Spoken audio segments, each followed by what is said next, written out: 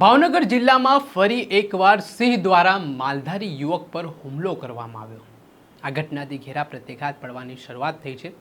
થોડા સમય પહેલાં આવી જ રીતે પાલીતાણામાં સિંહ દ્વારા માલધારીને દબોચી લેવામાં આવ્યો હતો ને આ ઘટનાના સંદર્ભમાં ઘેરા પ્રત્યાઘાત પડ્યા હતા। છેલ્લા થોડાક સમયથી સિંહ દ્વારા જે માનવજાત ઉપર હુમલાઓ કરવામાં આવી રહ્યા છે તે એક ચિંતાનો વિષય બન્યો છે। ત્યારે કઈ રીતે આખી ઘટના બની હતી વિગતે વાત કરી। વૈષ્ણવજન તો તેને કહીએ જે પીડ પરાઈ જાનાને રે। દર્શક મિત્રો, નવજીવન ન્યૂઝમાં આપનું સ્વાગત છે। હું છું ફૈઝાન। આજથી થોડાક સમય પહેલાં અમરેલીમાં એક યુવકને સિંહે ફાડી ખાધો હતો।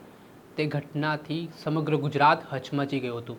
ત્યારબાદ ગિરનાર પર્વત પર મહેમદાબાદનો એક પરિવાર જઈ રહ્યો હતો। તે દરમિયાન પાછળથી સિંહ એક 12 વર્ષના બાળકને ખેંચી જાય છે। આ ઘટનાએ પણ સૌ કોઈને ચોંકાવ્યા હતા।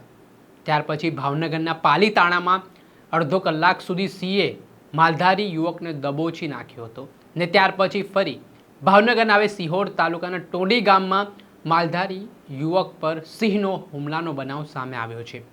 આ ઘટના જ્યારે બની જ્યારે માલધારી સમાજના જે યુવક હતા તેઓ ભેંસો ચરાવવા માટે ગયા હતા।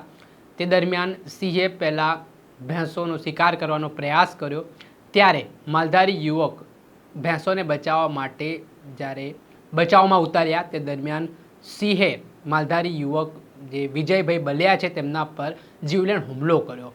આ ઘટનામાં જેમ તેમ વિજયભાઈએ પોતાનો જીવ બચાવ્યો ને તેમને ઈજાઓ પહોંચતા ભાવનગરની સરકારી હોસ્પિટલ ખાતે તેમને ખસેડવામાં આવ્યા।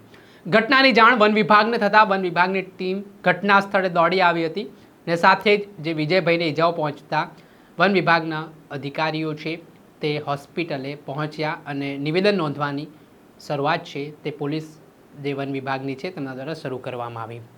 આ ઘટનામાં જે બનાવ બન્યો છે તેને લઈને અનેક પ્રકારની ચર્ચાઓ પણ વેગવાન બની છે।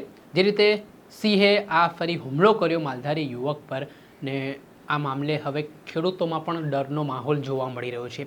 છેલ્લા થોડાક સમયથી સિંહ દ્વારા જે જીવલેણ હુમલાઓ માનવજાત ઉપર કરવામાં આવી રહ્યા છે તે ચિંતાનો વિષય પણ બન્યો છે ને હવે વાત હત્યાઓ સુધી પહોંચી રહી છે। શિકાર જે રીતે સિંહ દ્વારા માનવનો કરવામાં આવી રહ્યો છે તેને લઈને જોવાનું રહ્યું કે હવે આ ઘટનાઓના સંદર્ભમાં વન વિભાગ શું કંઈ પગલાં લે છે। દર્શક મિત્રો, આવા જ વિડીયો આપના સુધી પહોંચાડતા રહીશું, એટલે આવા અપડેટેડ વિડીયો જોવા માટે નવજીવન ન્યૂઝ જોતા રહો, લાઈક કરો અને વધુમાં વધુ શેર કરો।